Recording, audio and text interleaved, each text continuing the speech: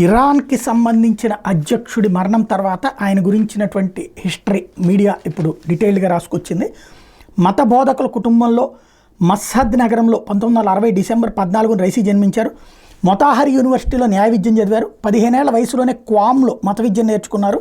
1979లో Islamic విప్లవ కాలంలో పశ్చిమ దేశాల మద్దతున్న ఇరాన్ పాలకుడు షాకు వ్యతిరేకంగా అయతొల్లా రుహౌల్లా ఖొమేనీ చేసిన ఉద్యమంలో రైసీ పాల్గొన్నారు. 21 ఏళ్లకే కరాజ్ నగర్ ప్రాసిక్యూటర్గా, 25 ఏళ్లకే టెహ్రాన్ డిప్యూటీ ప్రాసిక్యూటర్గా పనిచేశారు. అటార్నీ జనరల్ స్థాయికి ఎదిగారు. తదనంతర కాలంలో సుప్రీంకోర్టు ప్రధాన న్యాయమూర్తిగా పనిచేశారు.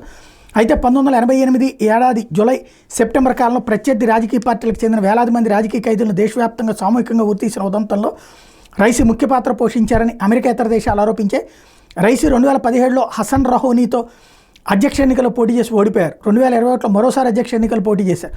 ఆ ఎన్నికలు ముఖ్యమైన ప్రత్యర్థి నేతలందరినీ అనర్హులుగా ప్రకటించడంతో రైసీ గెలుపు సులువైంది.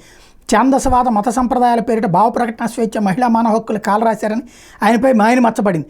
ఈయన మార్గదర్శకత్వంలో అమల్లోకి వచ్చినటువంటి కఠిన హిజాబ్ చట్టాన్ని అమలు చేస్తూ నైతిక పోలీసులు 2022లో మాసా అమ్ని అనే మహిళను కొట్టి చంపడంతో దేశవ్యాప్తంగా నిరసనలు పెళ్లిబుకాయి.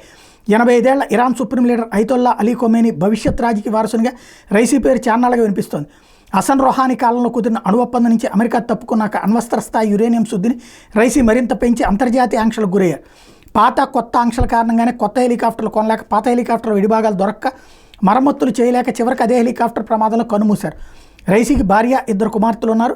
అతివాద రైసీ మరణ వార్త తెలిసి ఇరాన్లో వైపు ఆయన ఆత్మకు శాంతి చేకూరాలని ప్రార్థనలు జరుగుతుంటే, మరోవైపు టెహ్రాన్ నరహంతకుడు అంతమయ్యాడని వేలాది మంది బాణసంచ కాల్చుతూ సంబరాలు చేసుకున్నారు.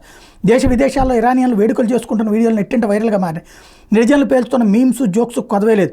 హెలికాప్టర్ ప్రమాదంలో ఒకరు బతకడం కంటే చనిపోతేనే బాగుండని లక్షలాది మంది కోరుకోవడం మానవ చరిత్రలో ఇదే తొలిసారి అనుకుంటా అని అమెరికాలో ఉన్న ఇరాన్ పాత్రికేయుడు మసీహ్ అలీ నెజాద్ వ్యాఖ్యానించారు. వేలాది మంది రాజకీయ ఖైదీలను ఉరితీయించడం, కఠిన హిజాబ్ చట్టాలు, మానవ హక్కుల ఉల్లంఘన ఘటనలు రైసీ మరణ సంబరాలకు కారణమని తెలుస్తోంది.